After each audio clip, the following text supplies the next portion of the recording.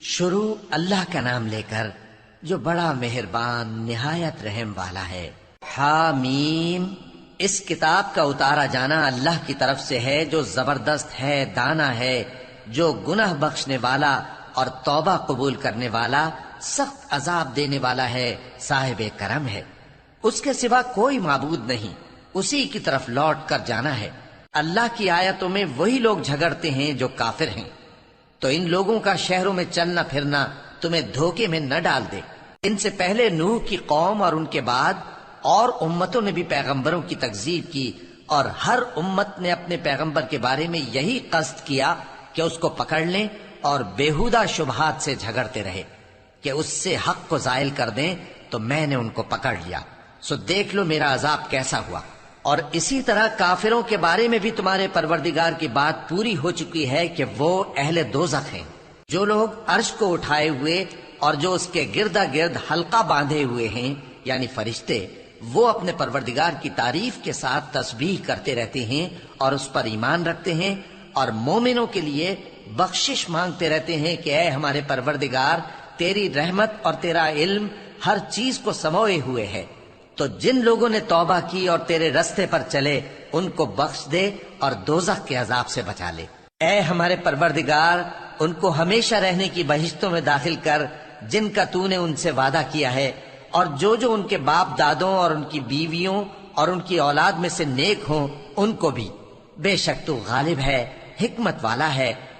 اور ان کو بری حالتوں سے بچائے رکھیو، اور جس کو تو اس روز بری حالتوں سے بچا لے گا تو نے بے شک اس پر مہربانی فرمائی، اور یہی بڑی کامیابی ہے۔ جن لوگوں نے کفر کیا ان سے پکار کر کہہ دیا جائے گا کہ جب تم دنیا میں ایمان کی طرف بلائے جاتے تھے اور مانتے نہیں تھے تو اللہ اس سے کہیں زیادہ بیزار ہوتا تھا جس قدر تم اپنے آپ سے بیزار ہو رہے ہو۔ وہ کہیں گے کہ اے ہمارے پروردگار، تو نے ہم کو 2 دفعہ بے جان کیا اور 2 دفعہ جان بخشی، ہم کو اپنے گناہوں کا اقرار ہے، تو کیا نکلنے کی کوئی سبیل ہے؟ یہ اس لیے کہ جب تنہا اللہ کو پکارا جاتا تھا تو تم انکار کر دیتے تھے، اور اگر اس کے ساتھ شریک مقرر کیا جاتا تھا تو مان لیتے تھے۔ سو حکم تو اللہ ہی کا ہے جو بلند و بالا ہے، بڑا ہے۔ وہی تو ہے جو تم کو اپنی نشانیاں دکھاتا ہے اور تم پر آسمان سے رزق اتارتا ہے، اور نصیحت تو وہی حاصل کرتا ہے جو اس کی طرف رجوع کرتا ہے۔ تو اللہ کی عبادت کو خالص کر کے اسی کو پکارو، اگرچہ کافر برا ہی مانے۔ وہ مالک درجات عالی اور صاحب عرش ہے، اپنے بندوں میں سے جس کو چاہتا ہے اپنے حکم سے وہی بھیجتا ہے تاکہ ملاقات کے دن سے ڈرائے۔ جس روز وہ نکل پڑیں گے ان کی کوئی چیز اللہ سے مخفی نہ رہے گی۔ سوال ہوگا آج کس کی حکومت ہے؟ جواب ملے گا اللہ کی، جو اکیلا ہے، بڑا زبردست ہے۔ آج کے دن ہر شخص کو اس کے اعمال کا بدلہ دیا جائے گا، آج کسی کے حق میں بے انصافی نہیں ہوگی۔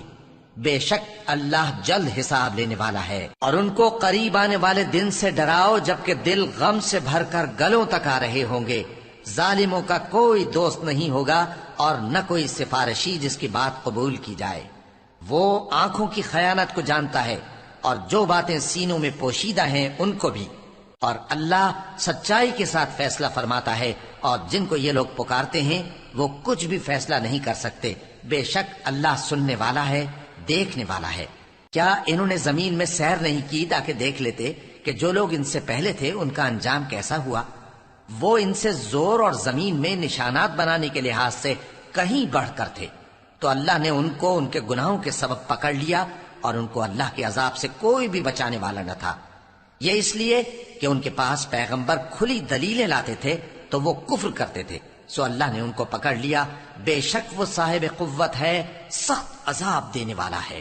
اور ہم نے موسیٰ کو اپنی نشانیاں اور دلیل روشن دے کر بھیجا، یعنی فرعون اور حامان اور قارون کی طرف، تو ان لوگوں نے کہا کہ یہ تو جادوگر ہے، جھوٹا۔